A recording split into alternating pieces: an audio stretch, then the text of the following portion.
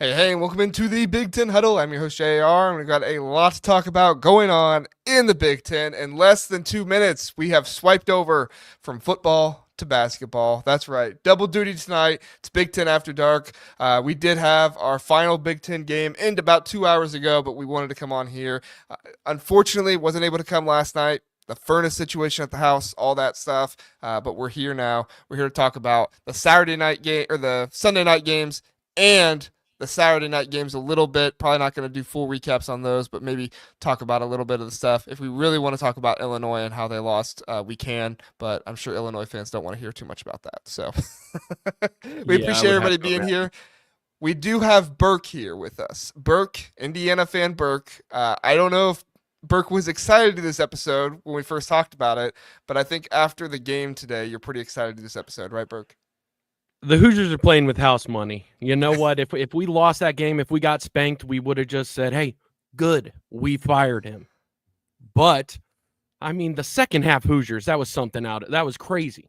Crazy. All the Hoosiers are on such a high right now, this fan base. I mean, it brought a tear to my eye seeing Assembly Hall as live as it was today. Like that has been just lacking because the fan base hasn't been able to get up to that level. But, I mean, if you can't get up for Purdue, then you ain't got a pulse.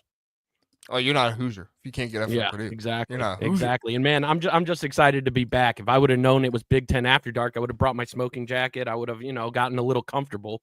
But here we are. I'm excited to be here. I'm going to get comfortable. You ready for this? Let's see it. Put it on. I'm going to get comfortable. Oh, my IU hat. Good. Oh. There we go. Ooh. Got a rope and everything. You drop a few pounds, bro? Yeah. You looking good. I've gained a few, if anything. No, I did. I went to the Rutgers game and I snagged this thing. And if you're one of those people that you're like, oh no, the host is wearing an Indiana hat, I don't want to watch this show. I literally have an Illinois shirt, a UCLA shirt, a Northwestern shirt, an Indiana hat. Like I got literally all this stuff. So you know what? And you got family in the Hoosier Network, and guess if you have family in the Hoosier Network, you're gonna get dragged into it somehow. I will.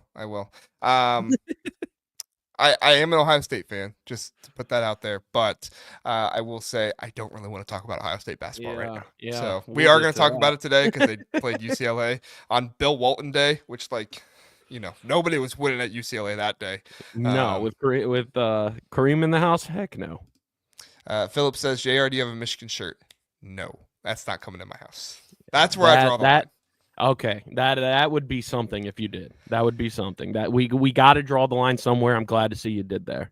Yeah, that's where I draw the line. So, all right, Burke, let's talk about this first game. Sorry, but I don't have fancy graphics today because I just got done doing a football show. But Indiana defeats Purdue 73-58. Purdue went on. What was the run? It was something like 14-3 run or something like that to end the first half, and it looked like things were going really, really well for Purdue, and this was going to be their game. They were up 37-25 at halftime, and if you were an Indiana fan, you were kind of like, "Oh my gosh, all right," and you were thinking exactly what Burke said. We're getting rid of our coach. It's going to be fine. Like there's always next year, but then. Then in the second half, Trey Galloway, 11 points, 5 assists. Miles Rice decides to wake up as well. He did have 3 fouls in the second half, but still, up 10 points for him in the second half. Luke Goody hit a 3, had himself 8 points. I mean, this was just all around like a team effort in this one. Burke, Mike Woodson swaps up the starting lineup, gets some more seniors out there. I mean, I got to be honest, when I first saw Mbako and Mbalo weren't starting, I was like, do I like this? Mike Woodson went with the seniors, man, and it worked out for him. Like, do you think this was one of the keys of the game that Indiana had their seniors in for most of this game? Oh, yeah. I mean, the defensive backcourt pressure, the tenacity was something we haven't seen all season. It's something we've been begging for the last 3 seasons, but for some reason, these guys were able to bring it out. Indiana went to like a 4-guard lineup throughout this game, especially in the second half. Like, He had like 8 guys out there in the first, whittled down the rotation to 6 in the second, and then Indiana just took them to the woodshed in that second, starting off the second half with a 28-3 run. And it's like, what's his name? Zappis? Zabha? Who is on the call? Zapala? Who is on the call? Zappis? Oh, Oh yeah, that dude. He got so many things wrong. That dude loves talking about runs, and that first half was insufferable with what Purdue was Yeah. getting Hoosiers. But when things turned around, I'm convinced he wanted Anthony Leal like in prison after that whole Caleb First situation, dude. Like also Caleb First wrapping his leg around Anthony Leal like a little baby to his daddy. Okay, you're just gonna kick. You're gonna kick out of that. I do think it was a really weird. Just happen to have like a man's scrotal area between it, but I do think it was really weird, right? Because the past, what was it, 2 games, Kamari McGee and who was the other one? Accidentally or on purpose, probably accidentally, gets Trey Coffin in the crotch, and they get ejected for it, right? This time, I don't know. I think it was probably intentional what Anthony Leo did. Like in the fact that he was like afterward, like thank you. Like I think he knew it was intentional. And so for me, I'm kind of baffled at it. That was at 2-2. Yes. And I was like, man, if they start it with that, this is going to be a bloodbath by halftime. And I almost thought they would start it that way because they would want to set the precedent of like, we're not going to have a fight here on the court tonight. And so that's why, like, I thought Anthony Leo was gone. I was like, oh man, this sucks for him. Like, he's a senior, right? 5th year or 4th year? Anthony, yeah, this is his final season. Yeah. But this was going to be his final game against Purdue. I was like, oh man, that sucks for him. And then when they said no foul, I was like, okay. Yeah. So the game's gonna be called that way. All right. And I think Indiana played into that. Unfortunately for Purdue, their big men got in foul trouble. Trey Coffin, he fouls out in this game, 5 fouls. Caleb First, he gets 4 fouls in this one. I mean, heck, even Braden Smith got himself 3 fouls in this one. Obviously not one of the big men, but like this was a game where your worst nightmare pretty much happened as a Purdue fan, which is your big 3 gets in foul trouble and they're not able to impact the game like they normally would. And this is kind of the issue you have. Now, Miles Colvin did deliver. He had 11 points tonight. But other than Colvin, Smith, Wren, and Lawyer, you had 10 points in this game. You had 48 of your 58 points come from 4 players in this game. Yeah, and you know what I was thinking throughout the entire first run of that second half? I'm really happy they didn't have Mason Gillis on this team. Because seems like a guy that would have stepped in, hit a 3, and then the run's dead. I completely forgot Mason Gillis existed until last night when I watched. Yeah, I think most people have. But it's just he would have been the run stopper in that. He would have hit a 3 that would have turned the momentum and just shut it off. Was that the right move for him to go to Duke? Like, I mean, he's probably going to win a national championship or get to a Final Four. Dude, I'm old school mentality. I'd want to just die in one colors and go back to the same campus over and over my retirement. Like that's just the way that I would think about it. But that's what I would too. But yeah. Maybe I'm an old school at heart. But I'm sicko like that. But I mean, I think this was just a game where like Indiana just continually threw things at Purdue and played with great effort and great intensity, and the little things Purdue didn't do. Purdue didn't do a great job of taking care of the ball. Trey Coffin wasn't able to pass out of double teams very well. And in this game, like I kind of felt like, honestly, after halftime, I kind of felt like Purdue kind of sat on it and they were like, yeah, we're the better team and we know it. This is a dead team and we're going to destroy them. I think they kind of came out of that, came out in the second half like that, and it bit them in the butt because Indiana wasn't getting ready to die. This was a group full of seniors that was going to go out there and give every last ounce of sweat they had to try and win this game. And before Purdue knew it, Indiana was on what, a 21-3 run or something like that. I tweeted it out. I got to pull up the tweet. 28-3 was the first half start or second half start.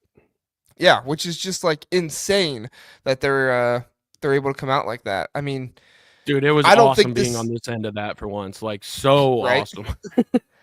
I don't think this like changes the direction of Indiana's season. Like I don't think Indiana is gonna like win out and go on a big tournament run now or anything like that. I definitely think this helps their chances to get into the tournament. But I mean, like I'll ask you, Burke, like, and this is actually where I was gonna go next, Philip. I appreciate you bringing it up. You said Purdue got exposed.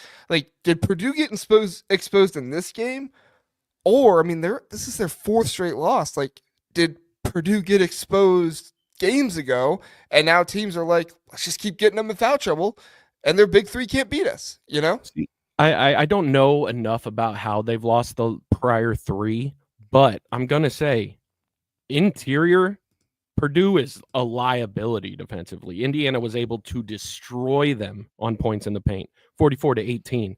And it's like TKR, yeah, he is the most productive like player in the Big Ten. His conversion rate is insane. But Indiana being able to hold him 4 for 11, like that's a key to winning that right there. And like I want to say, it's tough to pick keys to winning this because that second half, Indiana dominated them. Like it wasn't. It's hard to pick things because it was a full force, full tilt, one-sided affair. And yeah, it was just awesome, incredible. Trey Galloway, the speed that dude can come running downhill and just stop on a dime. He'll have 3 defenders go by him, and then he can just float it over the top. Absolutely incredible this game with his 15 points, 9 assists. Yeah, just an impressive work. That backcourt defense. Mbako, we said he wasn't starting at the game. Balo, whatever the reason may be, sounds like it might have been disciplinary.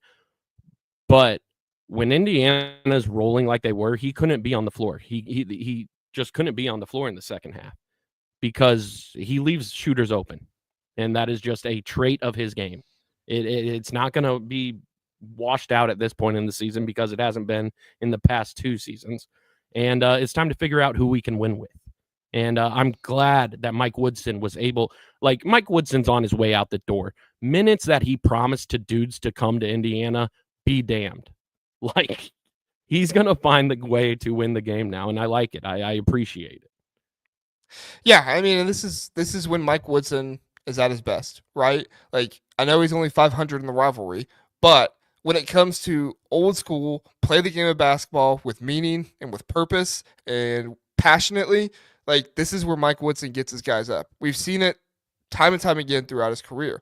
Now, if you ask him to go out there on a sleepy Tuesday night at home against Illinois, probably not going to go super well for him. And that I won't bring up the score of that game for you Indiana fans, but like that doesn't typically go as well. But to play up in a game against Purdue, we even saw it at Purdue. Like Indiana played well enough to possibly win that game. Purdue just closed it out better and was able to pull away with it. But Indiana didn't play bad in that game.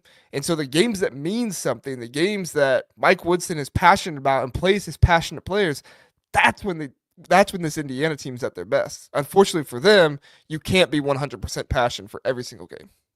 No, but that's the job of a Big Ten coach, and that's why it's time to move on. That's why we've got to get a new guy at the helm because your baseline needs to be, guess what? I can get guys up. That just needs to be the bare minimum for a Big Ten quality coach. Yeah, and I mean, the traits of the best coaches are being able to get them up for the tough ones to get up for. Nonetheless, just the way the Hoosiers were able to wake up, because they didn't come into this one like they ended it, not by any stretch of the imagination. But it was just a full force effort, and I was with what I saw because Indiana fans have been desperately wanting that for a year and a half now. And credit to the guys it was top to bottom, tip to tail, like just proud of how the Hoosiers played that one. Yeah. Philip says Woodson should start Leal and Galloway. They have been with him the entire time. I mean, this season, 9 of Leal's 11 starts, I think they said during the game, have been this season. Like, it's kind of incredible how much Woodson does just kind of lean on Leal. He's not the most polished player by any means, but he goes out there. He's scrappy. He plays with his heart on his sleeve, and he plays, with maximum effort every single time. Sometimes too much effort, that Caleb First situation, but still, he's got so much effort and passion. I mean, I don't know if it can be sustained for an entire season, but in the 9 starts he has had this season, it's gone well. I mean, he didn't shut down, but he pestered Ace Bailey like crazy in that Rutgers game. I remember looking over my wife when I went to that game, and I said, oh no, Anthony Leal's in the game. He doesn't belong in here. And then he started guarding Ace Bailey, and I was like, Ace Bailey should be eating this guy's lunch, but he is just annoying the crap out of Ace Bailey. He can't do anything. Like he is just so annoyed and he's so pestered at this guy who is in front of him that he's not on his game. Yeah, I think Anthony Leal easily has the best plus minus on this Indiana Hoosier team. And it is just because like his effectiveness on the defensive end. Yeah. It bleeds throughout the entire rest of the game. Like you saw it in the start of the second half here, how just tenacious they were in the backcourt, giving Braden fits, causing those quick transition points. Like Indiana, I think, also destroyed them on the points off turnover, 23-12. It just came in a flurry there, and it was large credit to Anthony Leal for being a catalyst in that. John's bringing up Malik Renew, 7 of 7 from the field. I mean, great game by Malik Renew, in my opinion, 24 points. It felt like every time they tried to focus in on him, he was able to move the ball, get it elsewhere, just be a fantastic team player. I mean, like this was the version of Malik Renew that I thought we were going to get when I picked him to be player of the year. And I know I'm kind of exposing myself a little bit. Some of you are like, oh my gosh, you picked him to be player of the year. He looked like it tonight. Yeah. He looked like it today. Like he played a really good game. He was in control the entire time. He did finish with 4 fouls. I mean, that's kind of Malik Renew for you. But overall, like they don't win this game without Malik Renew playing as composed and under control as he was. Yeah, and it seems like it's working a lot better when Malik and Ballo are relieving each other. Like that has to be 100%. so frustrating for the team's opposing defender to like see one of those guys walking to the bench and being like exhaling, finally, get a break, and then the other guy's coming in. It's just when used right, it's deadly. Yeah, totally. There were a couple other comments I wanted to get to here. Fisherman says, here we go. Purdue was exposed by Ohio State. I don't know if their team was completely exposed by Ohio State. I did think Ohio State on the offensive end, just hit shots in that one to really, keep Ohio State in it. But I do think that Ohio State's physicality with their guards on some of Purdue guards was eye-opening for Big Ten teams out there. I mean, you saw Indiana get a little bit more tough with Braden Smith in this one, and that seemed to affect him. I mean, he had 6 turnovers in this game. He had more turnovers than he had assists. That doesn't happen very often for Braden Smith, and you saw that happen in this one. I mean, Burke, like, are you thinking maybe some other people are kind of figuring out Braden Smith here, or are you just kind of one of those situations where it's like, nope, just bad game for Braden. He's going to bounce back. What are your thoughts? My thoughts are I need to shut my mouth about Braden Smith because this kid is an anomaly, and every time I doubt him, he just shoves it right in my face. Unfortunately for him today, the Hoosiers were finally able to get to the best of them, and I hope to God Indiana players were smug as hell. We had those, S-eating grins on because he really gave it to us when they came into Assembly Hall and had that record-breaking win. Yeah. Just glad to see how it all flamed out for him. Yeah. Last thing on this game, and then we'll move on. Troika says floor spacing with only one big on the floor. Yeah. Yes, I forgot to mention that. There is so much action going on down in the paint between Renew and Ballo, and there are so many times where they're both trying to run and get open, or they're both trying to move for the ball, and they end up just like running into each other. I mean, it is more difficult. I mean, these are both guys, in my opinion, that need the space down there to operate on their own. More so Renew, but Ballo has the passing ability that you don't need another big down there. You just need shooters on the perimeter because he's going to get the ball to you. Yeah, the two big thing can surely work if you got a guy with the skill set of Danny Wolf down there. But yeah. Malik Renew is not Danny Wolf. I like Malik Renew. No. Yeah. Yeah. So, all right. Really good job there, Burke. That's the IU recap. Anything else you want to talk about with IU before we move on? No, man, it's just great. Like I said before, we were playing with house money. And that's how I feel about this tournament. I'm like, hey, if we go, we have fun, make an appearance, see how this all ends, maybe a second weekend bounce. That'd be awesome. If not, we get directly to building. So either way, it's positive for us. I'm just sculpting it that way in my mind. You don't want to go to the Crown? No, I'm good on that. I say we we start cleaning house and getting a little turnover going. I can't stand the Crown commercials. I'm like, guys, I've never seen an NIT Yeah. this high. Which I don't even think it's the NIT. I think it's separate from the No, NIT, no, right? it's got to be below it, right? Like it's Yeah, got to be right, maybe between the NIT and CIT. that's crazy. That's crazy. Crazy. All right. Okay, I've stalled long enough. Let's talk about them. Ohio State loses to UCLA 69-61. Let's talk about UCLA first because typically this is what happens when Ohio State happens. I'll take my Indiana hat off now. Um, I just end up talking only Ohio State, and we do need to talk about UCLA because this UCLA team did play well tonight. Like they did play a good game. They were tenacious on defense. They gave Ohio State fits. Now Ohio State was without Aaron Bradshaw, their backup center. Junie Mobley and Sean Stewart were under the weather, so I do think that stuff needs to be mentioned. But at the end of the day, it's not an excuse. If you're out there to play, you need to be 100% in play. So nobody's feeling sorry for you if you got the sniffles. But as far as I'm concerned, UCLA, good game from them. Sky Clark hit a 3 late in that game to really put it away. I think this UCLA team is just really starting to feed off of Mick Cronin now and what he's delivering to them. I mean, early on in the year it looked bad. It looked like Mick Cronin was throwing these guys under the bus. Now here they are. They find themselves, they're a tournament team, and they have a good shot at making some noise in the tournament. Not saying they're going to the Final Four, not saying they're going to the Elite Eight, but they could maybe be a 6-7 seed that could make some noise and upset a higher seed. What are your thoughts on UCLA? I think that they just play drag out defense, and that's Mick Cronin's style. It's working well for him, and UCLA's first season in the Big Ten has blown me away. I thought that they were going to have a much more difficult time than they have. But yeah, I mean, this game was just indicative of UCLA's whole style. Like the way it started, I think it was like 10 minutes into the game, just a slow burn.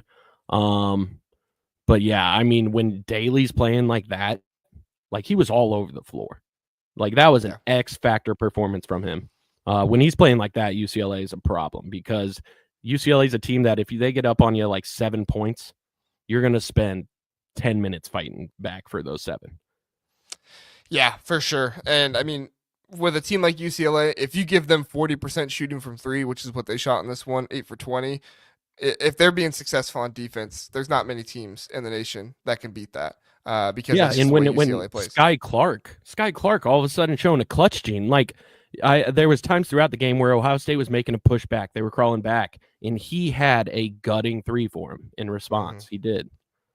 It felt like every time Ohio State tried to get close and tried to make it, I think I don't even know if they ever got within 3 points. It felt like every single time they were within like 4 or 5 points, UCLA would hit a 3, UCLA would make a play, either on the defensive end or the offensive end, and put themselves ahead even more. And I mean, that's the thing. Like, even though UCLA had more turnovers in this game, they just made the plays in the moments they had to keep the lead. And I think that is an important trait that a team needs. I don't think this Ohio State team has it, but I think this UCLA team does.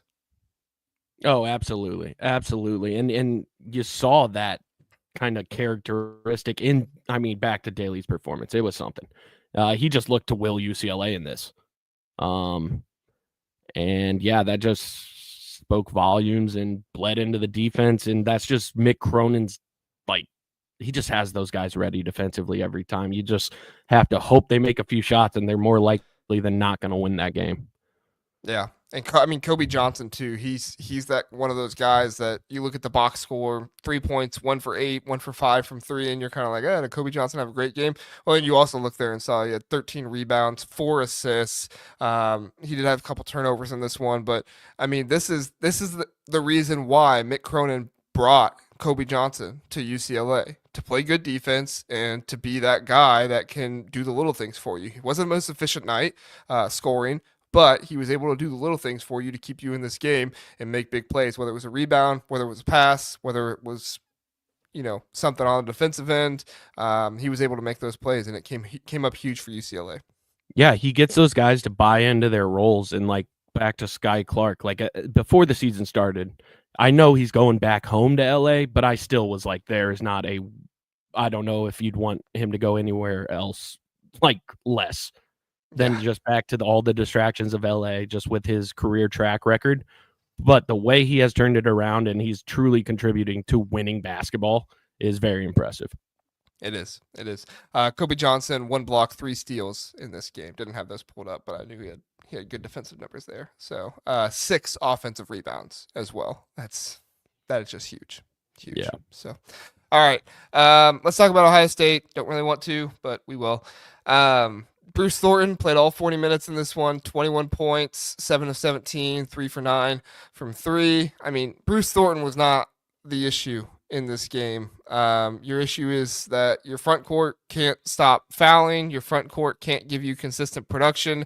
Teams have found out that if you stop Devin Royal down in the paint, nobody else down there is going to stop you. And Bruce Thornton, he's a very good player, but if I'm an Ohio State fan, which I am, but if for any other Ohio State fans out there, you best be concerned about Bruce Thornton and what he decides to do next year, because this man has talent. This man is a good player. And this man has spent 3 years at Ohio State and has not, it's not delivered for him.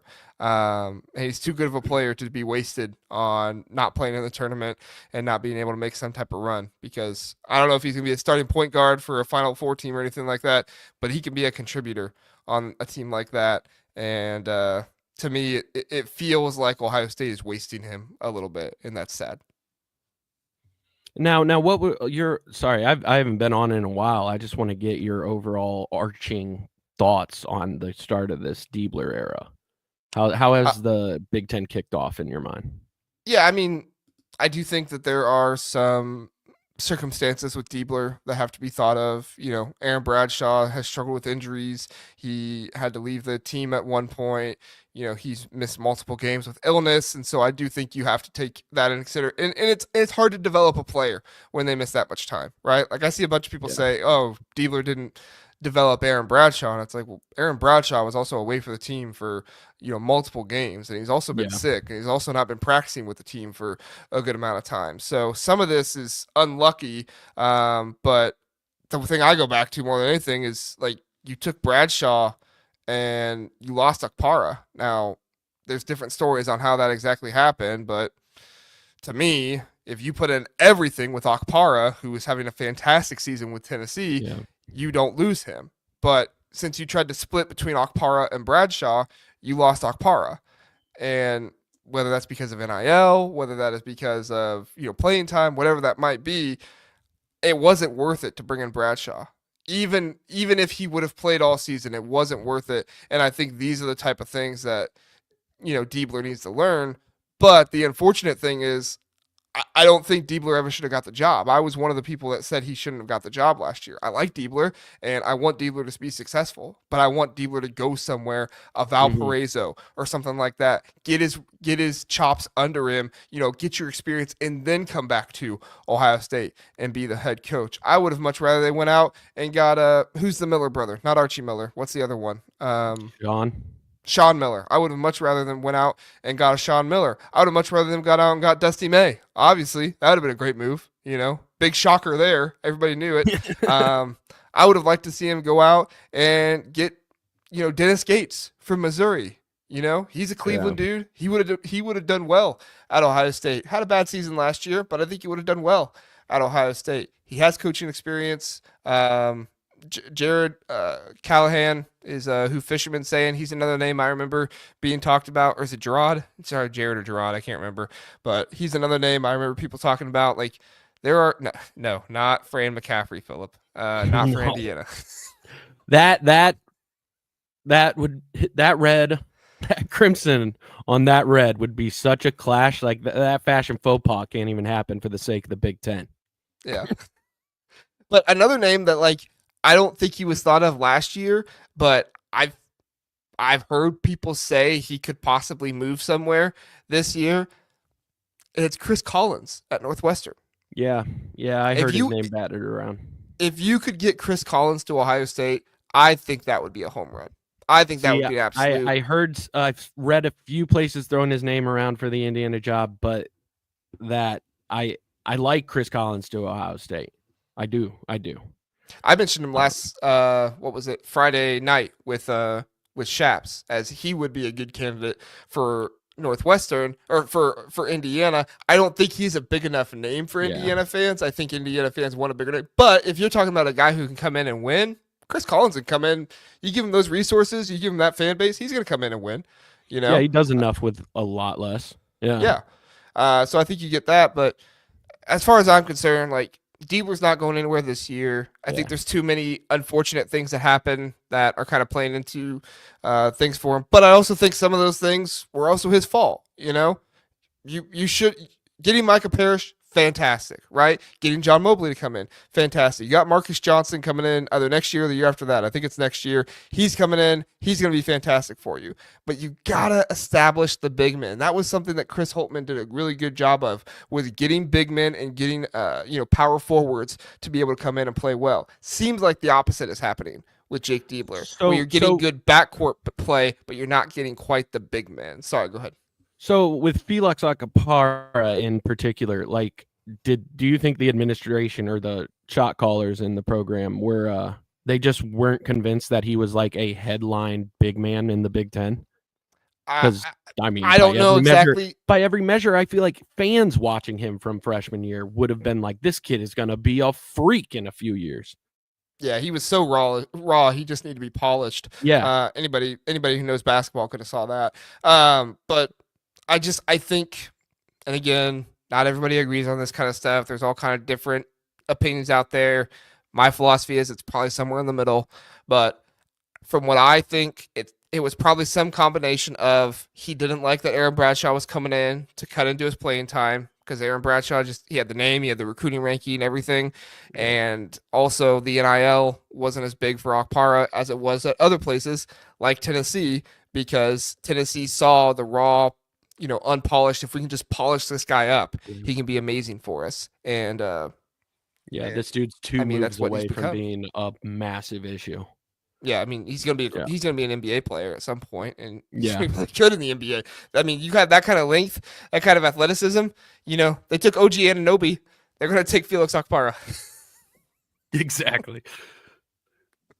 I say that one for you Indiana fans out there. I know you all get that one. God love OG. He's a strange cat, but we love him.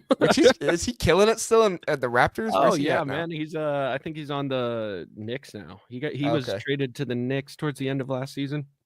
Okay. Yeah, he was killing it there for a while. Got an offensive game and became much better. So I don't think I think the biggest coaching things this offseason for the Big Ten are probably Iowa and Indiana. You might see another one open up. I know Minnesota fans are upset with Ben Johnson. I try to remind them all the time, it's more your program than it is Ben Johnson. Yeah. I think Ben Johnson's really good for you. What name could work with those resources? What name could you put in there that turns it around? Coach K come back and turn around Minnesota? I feel like they might get a few donors, but well, you already hired the son. Just bring in Rick Pitino now. You had Richard. Bring in Rick. Yeah. It doesn't matter who's there. It does not matter who's there until there's a big infrastructure change at Minnesota. Yeah. So I don't think Diebler's going anywhere. I mean, I don't know who else. Can you think of anybody else that might move on from? Washington just got there, right? Sprinkle. Yeah, Sprinkle just got there. There were some people talking about Mike Rhodes. I don't know. Ace Baldwin's had a hurt back the entire year. They've played in a lot of close games. Last year with Mike Rhodes was great. It was great considering you just lost Shrewsbury. Yeah. And that's going to be the case until also they have a massive infrastructure in priority shift, because it doesn't matter who's there if they don't have the resources to build anything. Yeah. And then by the time they have the credit to get those resources, they're looking on their way out the door. It's an unfortunate position they find themselves in. Yeah. Caitlin's right. There's a lot of Illinois fans that want Brad fired, which listen, I've been critical of Brad, but you can't fire him. He just took you to the Elite Eight last year. I know you don't agree, Caitlin. I give him huge credit for finding Kasparis. Like how he just pulled out Kasparis Jakusionis was one of the craziest finds of this offseason. If Brad can just remember to play his offense to his team's strength, like he'll be fine. Just this season, for whatever reason, he is trying to force this team to be a 3-point shooting team, and like I get it. You want to play that way, and you think that's the best way to play in college basketball, but like at a certain point, I mean, you go over. I mean, he literally started his press conference after that Duke game saying, well, if we were just 5 for 16, we'd only be down by 2 at halftime. And it's like, okay, dude, but you weren't. Like, stop focusing so much on the 3. Like, let Trey White run downhill. Let Kasparis Jakusionis do back cuts. Get Tomislav Ivisic the ball at the free throw line. Like, there are so many other things that are happening well for this offense. They were, 15 for 18, I think, at one point. Like, Brad's going to be fine as long as Brad can get out of Brad's own way. Yeah, and it's like if that was the game plan in the first place, I feel like you find a way to keep Coleman Hawkins. Like if it's just shoot 3, that way that guy can get those long rebounds, he's able to move around, get open. Like it's, yeah. I mean, I understand why they'd be upset with Brad, but also know it can get a lot worse. Right. No, from a Hoosier fan, it can get so much worse. I get why Illinois fans are upset. Don't get me wrong. I get it. Absolutely. But I just think he took you to Elite Eight last year. Like it's been a bit of a clunker of a season. Just it's unfortunate, but let him work next year. We saw what happened when he underachieved with a team and then came back the next year with pieces from that team and was able to make the Elite Eight. Let's see what happens next year. Let's see if we can keep some of these pieces and do a good job. The entire team's production walked. He had to refill the entire bank. Like so I do give him credit for that. Like I feel like they should be a lot worse than they are, but he was able to go out and just find Kasparis under a rock in whatever country that is, and like dragged him over here, and he's been balling out. Yeah, so give you the ball and you go crazy. Yes. John says, J.R. Burke, do you think Cronin would be a good fit at Indiana? Burke, I'll let you go after I say one thing. I think Indiana fans would go insane with Mick Cronin as their head coach. That's just me. I like that. Like, have you ever seen two people get married and you're like, that's going to be the most chaotic marriage ever? Like, they're just going to be screaming at each other all the time. Like, at the end of the day, they're going to love each other, and that's great. But, like, they're just going to be screaming at each other all of the time. I think that's what you get with Mick Cronin and Indiana fans. Like, if people start chanting, fire Mick Cronin, like, Mick Cronin's going to be chanting back, like, fire the fans, fire. Like, he's just going to go crazy back at him. I want it for the entertainment, but John, I don't think you want it personally. That's just me, though. Burke, what do you think? I think that a certain older demographic of our fan base would be over the moon for that, like the resulting that would come from Mick Cronin at Indiana. Me personally, I'm over it. I want to see Indiana take a step in the next evolution of basketball, play a modern game, and like Nick Cronin, he wins 500. Credit to him. This game was his 500th career win. But I just want more exciting basketball in Assembly Hall. Selfishly, he's a winner, and I want a winner, but I would like a different style. Yeah, you want a guy kind of like Brad who can bring in top tier talent and run and gun. Yeah, I'm good on just drag out battles. I've seen enough of those for 3 lifetimes. Let's get a fun guy in here before we bring like the serious old school guy in here. We just had the serious old school guy. Let's bring the fun guy in for give us a break for a little bit. I do love his commitment to defense. He back to UCLA. Like this team is credit to them for being able to respond for the way he like pushes his players, like audibly drags them through the mud. Like it's a real credit to those guys. For sure. Me and Kent will talk more about this on our Power Ranking show tomorrow morning, 10 a.m. Join us tomorrow morning. But, we'll bring it up because, Burke, I am curious your thoughts. The bubble and title race is fun coming down the stretch. I'm assuming you're talking about the Big Ten bubble and the Big Ten title race here, Fisherman. But, I mean, it is. Like, we got 3 teams here at the top. Wisconsin loses yesterday, correct, to Oregon, and that really hurt their chances. Kind of brings Maryland into it a little bit more. But Michigan and Michigan State, they have They have the lead right now. Michigan State does, but only by half a game. And Michigan State plays Maryland again. Michigan State also plays Wisconsin. So you're looking at a situation there where if Wisconsin can get that win and win out, you're only needing one more loss for Michigan State. If you get Michigan to beat Michigan State and Wisconsin beats Michigan State and another team beats Michigan, this is going to be really, really interesting. Like, we could have a 4-way tie at the top of the Big Ten. That would be insane. Dude, it's been so surprising, like the way this year is shook out. Yeah.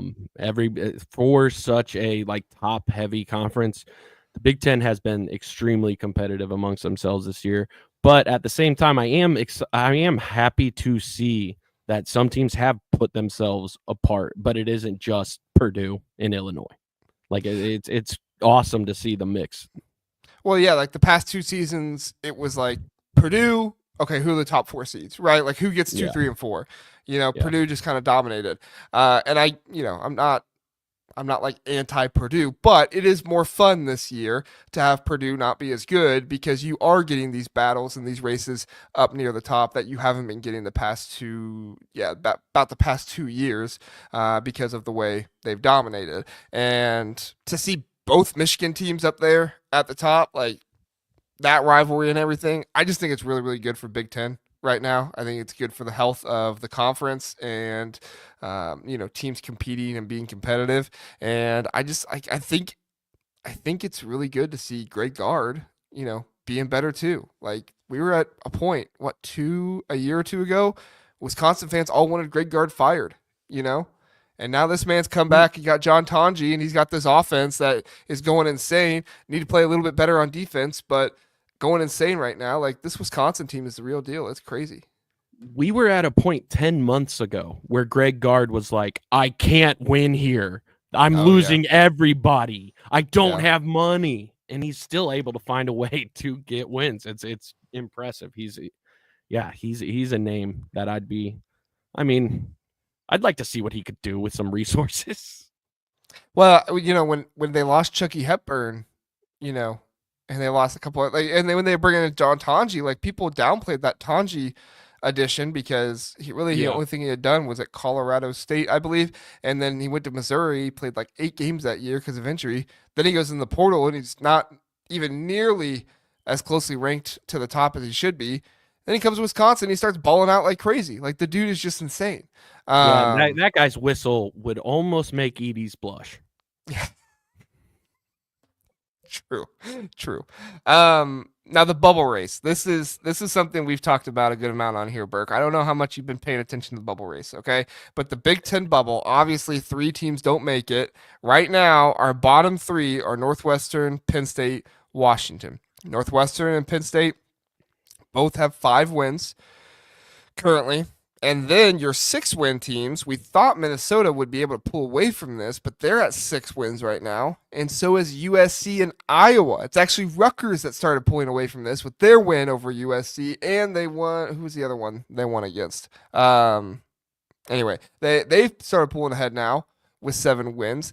I think 7 wins gets you out, like off the bubble completely. I love that. That.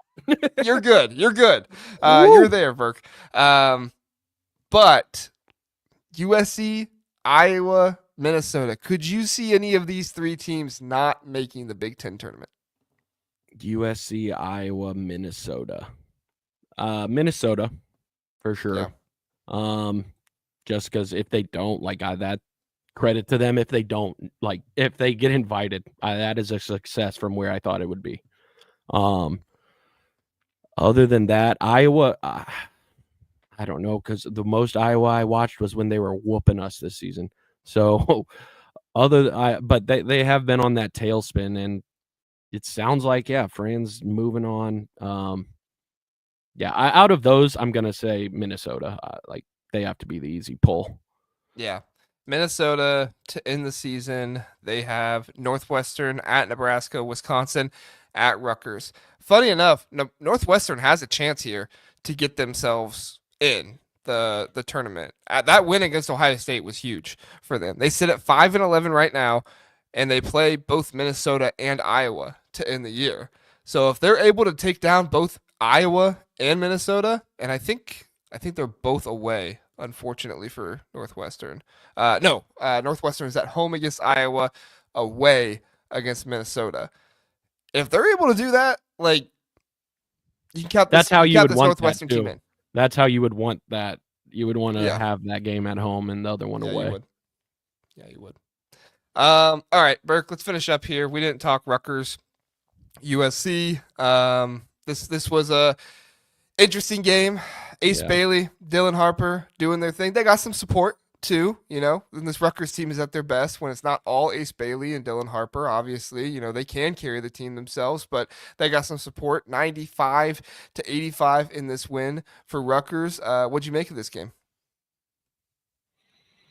No, I mean, I just don't really have very solid thoughts on either. Like, I always look at it through the lens of Rutgers. If we're talking about this matchup, I'm still used to looking like through the perspective of these West Coast teams. Like, I don't call it. There is a slight allegiance to Rutgers as a Hoosier fan, and it's crazy to see what Peichel's program is this year. Like, it's an NBA audition. It's an NBA mixtape. It's Dylan Harper, and he's making it look good. Like, it's good. That 9 of 13 from the floor in this one, 4 3-pointers, lighten it up. But it is just such a strange deviation from everything he's built as his coaching identity. It is. It is very strange seeing a guy who has worn slacks all of his life all of a sudden start putting on skinny jeans, right? It's like selling out to the max as a coach can do. Like, we've seen Steve Peichel, defense. We're going to get hard-nosed guys from the state of Jersey. They're going to come in. They're going to just absolutely, like, give you absolute hell when you're out there. They're going to play defense like nobody's business. Now, he's got 2 top 5 NBA draft picks on his team, and he's letting those guys go out there and do their thing, and then he's trying to get those other guys to kind of instill and play the brand of basketball that he wants. And it's really interesting to watch because then you have games like this when Rutgers puts up 95 points, and it's like you just kind of throw your hands up in the air, and you're like, Ace Bailey only scored 14, right? Ace Bailey only scored 14 in this game. We got 10 from Somerville, 13 from Davis, 10 from Acuff, and 9 from Dortch. Like, which, by the way, I love that last name, Dortch. Like, this Rutgers team has got to make the NCAA tournament. They're not going to unless they win the Big Ten tournament, and that's fine. I get it. But, like, honestly, they kind of do have a chance of making the top 9 seeds because right now they have 7 wins, and so does the 9th seed Nebraska. So they have a chance of being the 9th seed. Yeah. It's as far as just their postseason goes, I really do want them in there. You want to see the talent. You want to see the top talent playing in March. It's just going to have to break so many different ways in their favor for this to fall, like for this to happen. Yeah.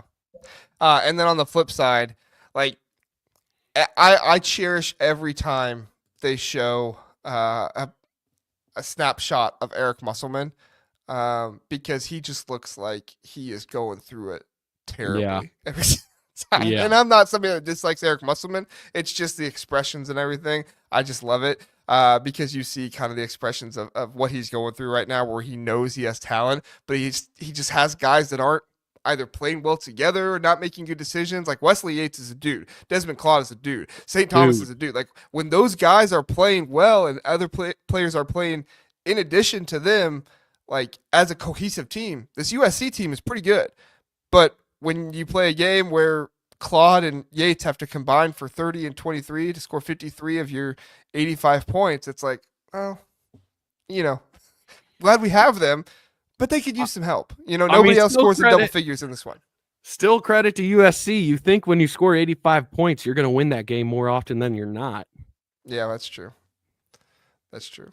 So, I mean, Wesley Yates gave you 40 minutes in this one. Literally, Desmond Claude gave you 28 minutes, 30 points.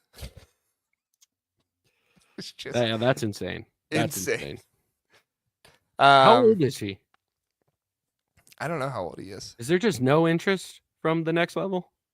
Or what is it? Let me look up his CB Analytics. He Because every time I tune in, this guy 6'5". is a talent better than the rest. He really is. He is 6'5". He came from Xavier. It's his third year, so he still got his senior year that he can play. He does not have a COVID year, so yeah, I just do not have the mind or eye for NBA talent. I just don't. Well, the cutoff line to me is 6'6". Oh, Yeah, John's right. He's gotcha. 21. Yeah, it's something crazy. Like there's only been 3 players drafted in the NBA draft like the past 3 years that are less than 6'6". Wow.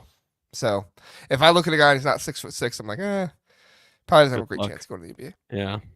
But he is 6'5", so he has a chance. But yeah. Anyway, all right. That's Big Ten After Dark for you. Burke, got anything else you want to get to before we get out of here? I just want to say Mike Woodson ends his career versus Purdue as the Indiana basketball head coach at 50%. You guys should have taken so much more advantage of his time here. We're coming back next year stronger than ever. Get ready. Watch out. Dusty May to Indiana confirmed. Just there you go. You heard it here first. We didn't talk about that. Let me get your thoughts on that really fast before I get out of here. Dusty May extension was signed, only $7.5 million buyout. What are you thinking? I'm thinking that is a very small buyout, and it almost feels like there's a reason that buyout is so small. They always say, don't look at the years, don't look at the pay increase, just look at that buyout. And I also feel like, you know what, basketball is the one place where Indiana gets to be like Ohio State and Michigan football. You know what? This is the one spot where we might be able to go out and take coaches like those 2 programs can. Yeah.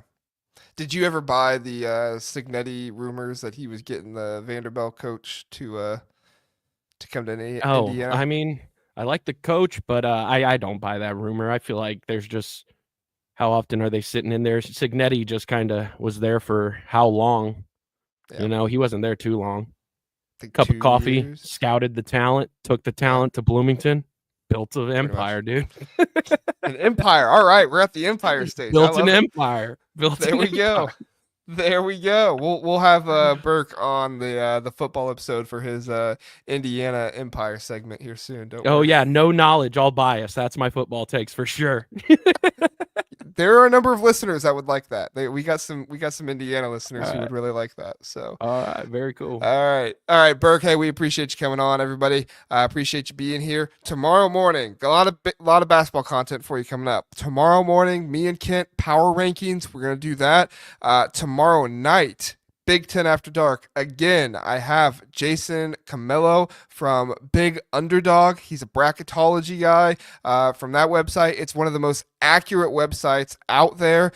There's a lot of, ESPN, all this stuff. They want to put their stuff out there. I'm telling you, Jason is one of the most accurate guys out there. You look at the most accurate bracketologist, his name is typically up there. He does a very good job. His website, it doesn't have the glitz and the glamour of some other websites, but he does a very good job with his bracketology. His website title, I got to pull it up for you guys if you want to check it out.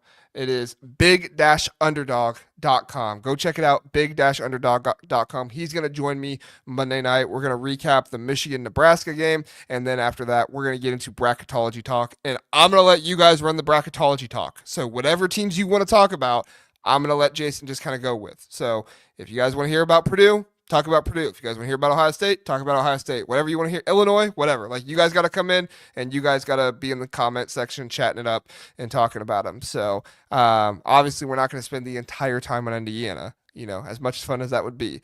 But we will kind of hop around from teams and go from there. So join us.